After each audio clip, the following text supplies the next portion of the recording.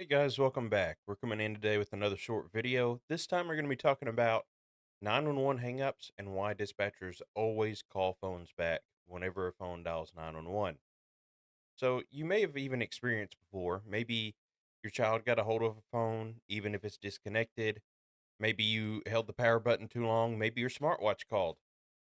But a lot of people do end up calling 911 accidentally.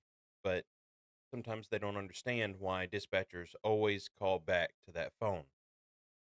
But today, hopefully, we can talk about it. You can understand a little more as to why dispatchers always call back, why some agencies send people anyway if we have a location, and just to help you understand why that is.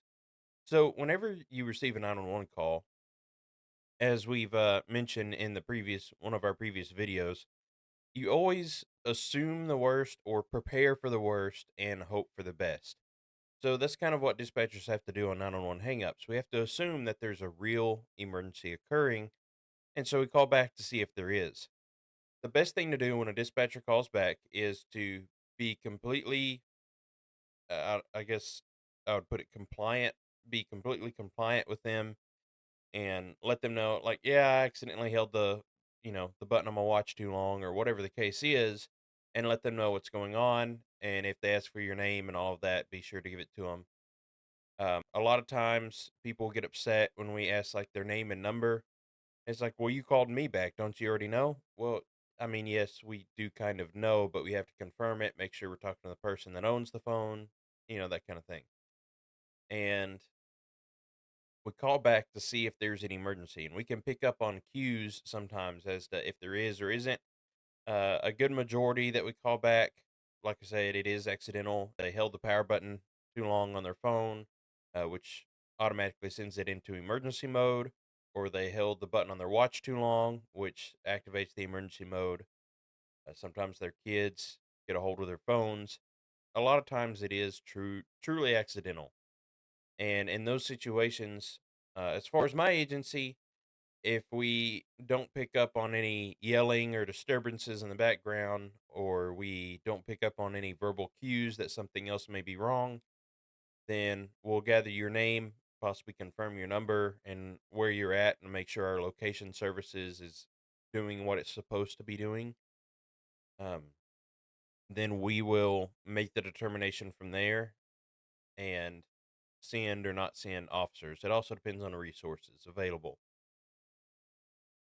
but that's generally what we do. A lot of agencies do have policies because something's gone wrong one way or another. We used to have the policy as well that anytime 911 was dialed, you always send out officers anyway. So if we were to call back and get your address and everything, we would let you know, hey, we do have to send officers out there to check on you, which does upset a lot of people. Like, people sometimes flip the script and decide to go off the wall based on that. But we do that just to confirm that you are safe and that there's nothing going on. Another good portion of calls is sometimes something has happened, but it's over with, or they think it's over with, and so they try and disregard us from there. Now, if I call someone back, now this is my agency and also my personal preference. If I call someone back and they say, "Oh no, it's already over with, it's already done, they've already left," I'm still going to try and gather details as to what happened and where they are, because I'm still going to send officers, because we don't know if that's going to kick back up or not. Because it's over for right now doesn't mean it's going to be completely over. If there was an issue that you felt like you needed to call 911 originally, to me, that's not going to change within 2 seconds. Either you were threatening 911 to someone, like you just wanted them to leave. So you said, I'm going to call 911, and you did. And then as soon as you did, they left. But even then, that's not what 911 is there for. So either way, at that point, I'm going to send you someone to help or see what's going on. So that's why a lot of times, on even if you say there's nothing wrong, officers will come out because they have to make sure. They also have to make sure for situations where if we call you back and you're really in an emergency situation where you can't talk because the people that are causing the emergency are standing right next to you, Sometimes you can pick up on verbal cues, but that's why a lot of agencies still send people out.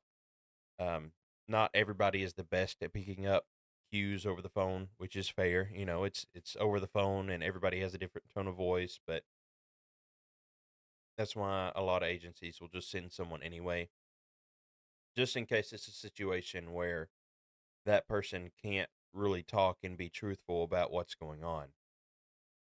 Also, with a lot of your standard, I held the button too long, or my child got a hold of the phone or anything, a lot of times officers, depending on the officer, of course, but a lot of times the officers can help educate a little bit in the sense of, you know, help you understand that yes, disconnected cell phones can still call 911.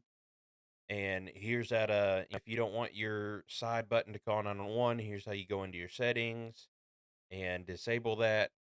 There is a way to do that, by the way. If you have smartphones where you hold down the button too long and it calls, or the smartwatches, you can disable those settings. I will say those settings are there for a good reason. Those settings are there for uh, discrete emergencies, because even an open line can help us a lot. So disable it at your own risk, basically. When we do have people that use those features the way they're intended to be used, usually they'll call, they'll keep the line open, and we can hear whatever is going on in the background, such as a disturbance, a fight, people yelling, whatever the case is, we can hear that going on in the background.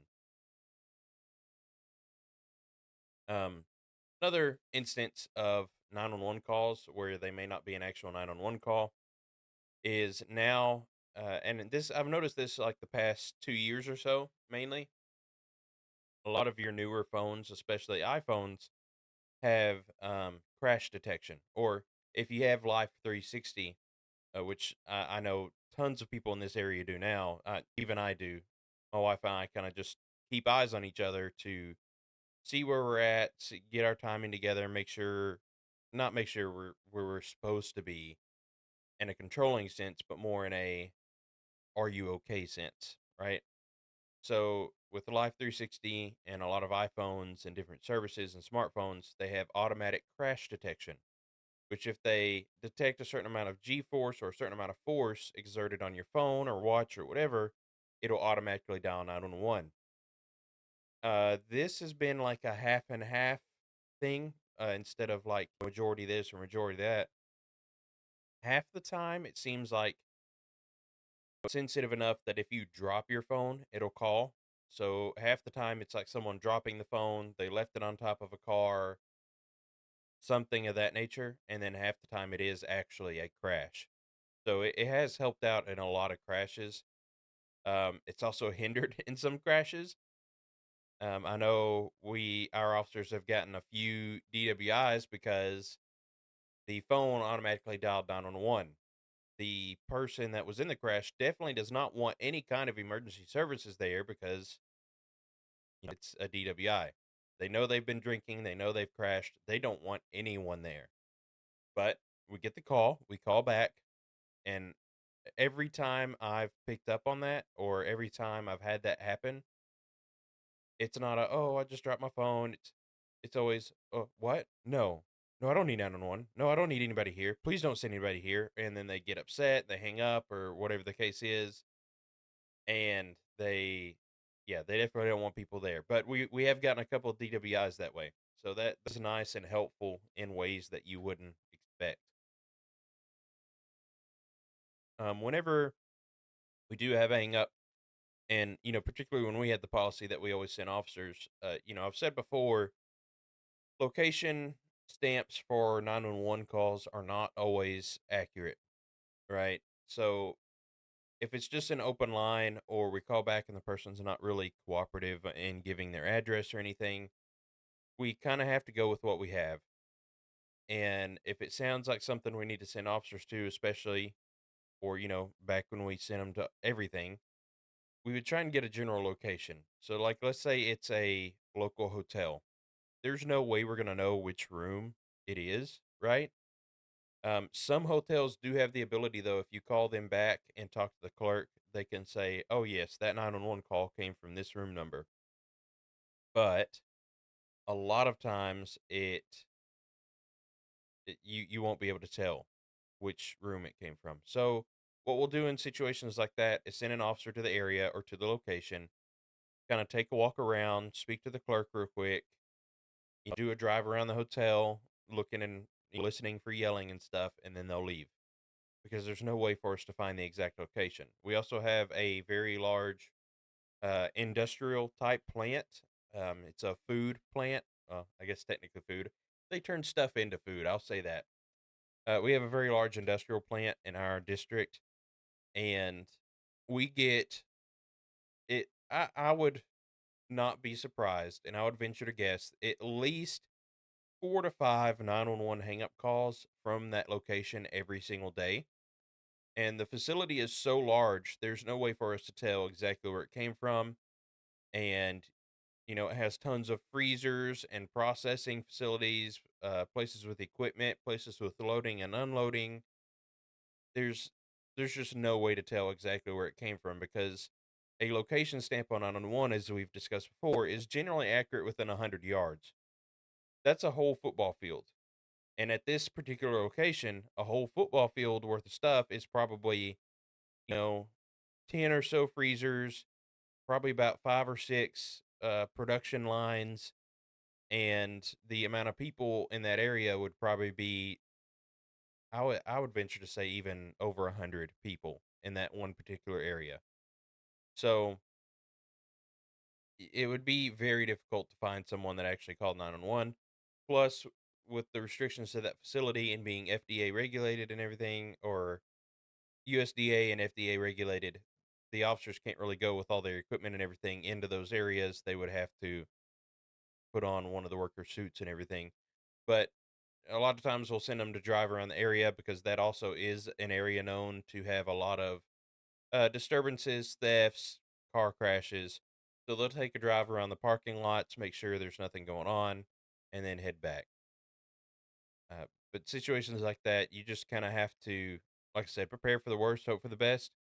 So send your officers out there and make sure there's nothing outwardly or visibly going on, and you can go from there. Another thing that used to be quite the problem is with swimming pool phones at hotels. Kids always want to pick up the phone. Most of those phones, and they are technically required to only dial 911. And a lot of those phones, as soon as you pick it up, it's dialing 911. If you knock it off the hook, it's automatically going to dial 911. There's no dialing the front desk. There's no dialing your room. There's no dialing out. It's only 911. Speaking of dialing out, here in Texas, and I believe it's become a national law as well now. But you have Carey's law, which is when you dial on a phone, if you dial any combination or partial combination of 911, it'll dial automatically to 911. So a lot of issues we've seen now is most businesses, you have the whole dial 9 and then your number to dial out of the facility. Well, what ends up happening is somebody will hit 9, say I'm trying to call a specific person. I'll dial 9 to get out, and then I'm like, "Oh, what's that number?" And I turn over to the side to see what the number is, and it takes too long, and so it automatically dials 911. People generally get upset when we call back on those as well. But it is what it is. We have to do our due diligence to make sure there's not an emergency. We always have to be careful with everything. Just because someone says there isn't any emergency doesn't mean that there isn't. And so it may be annoying to some, but that's why we always call back. We would much rather call back or go there and there not be any emergency and we just say a quick hi and bye rather than not call back and there actually be a major emergency or something going on where someone needs help and we basically just ignore it. So we always try and call back and get a little more information as to what's going on at the location. So I hope that helps you understand why dispatchers always call back to a location and try and get information from you. Or hopefully, now that, disconnected cell phones can call 911. Be careful of those side buttons.